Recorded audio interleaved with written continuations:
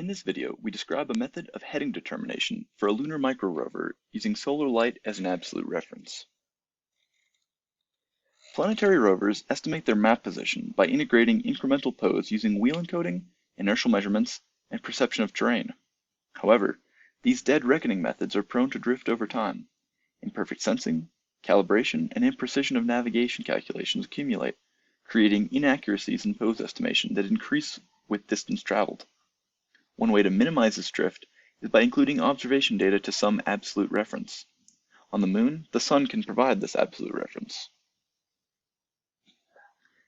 This research develops an absolute solar navigation system for Moon Ranger, a small, fast, autonomous rover designed to search for ice in the lunar South Pole. Its small scale exacerbates slippage and limits the precision of its sensors compared to traditional, larger rovers. This makes its autonomous operations beyond the range of a ground station incur far more risk and creates a greater burden on the rover's autonomous navigation system. Maintaining an accurate awareness of its position and orientation is vital for Moon Ranger's mission success. First, we will describe the heading determination algorithm. An ephemeris is a geometric time history for calculating relative position of celestial bodies at any time. We use this ephemeris to determine the vector describing the sunlight striking the moon in moon map coordinates. We rotate this sun position vector into the coordinate frame centered on the rover's mission area. This vector describes the light as experienced by the rover. The rover's flight sensors measure two angles, the angular distances from the z-axis of the sensor frame.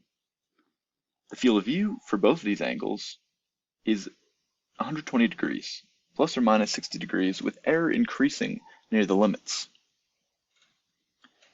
These sensors are located at the top of the solar panel, each pointing 30 degrees from the center line of the solar panel.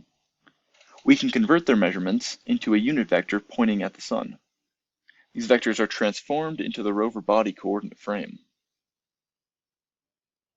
Using inclinometer measurements that distinguish the robot's pitch and roll relative to the gravity vector, the observed sun vector is rotated into a frame that is flat, that is, centered on the rover, but whose xy plane is parallel to the lunar surface.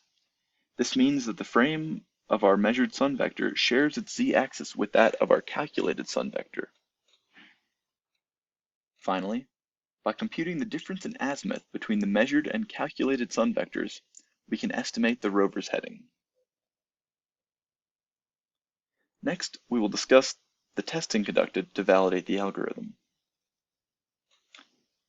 The sun sensors incorporated into the flight rover will be high in cost, precision, and lead time. Their utilization was not warranted for the purposes of this research. Our simulated sun sensor uses the sun vector from the ephemeris node along with the known orientation of the simulated rover to reverse the heading determination process, generating the nominal measurement angles. To these idealized measurements, we add Gaussian white noise consistent with the precision of the flight sensors.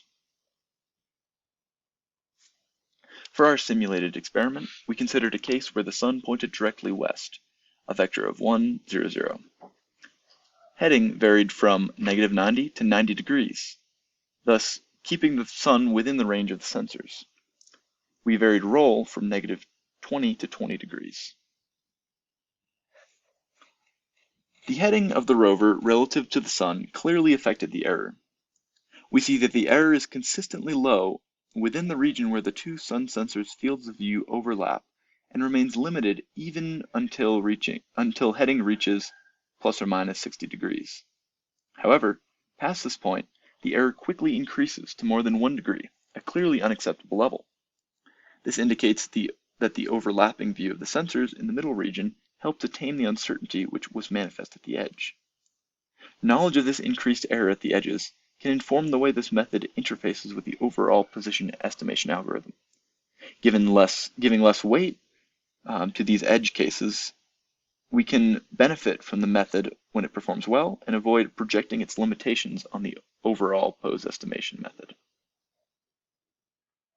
This research shows that the solar heading determination method for Moon Ranger is a viable absolute reference method. In the future, the absolute heading algorithm must be integrated with Moon Ranger's current dead reckoning pose estimation algorithm. Thank you so much for watching.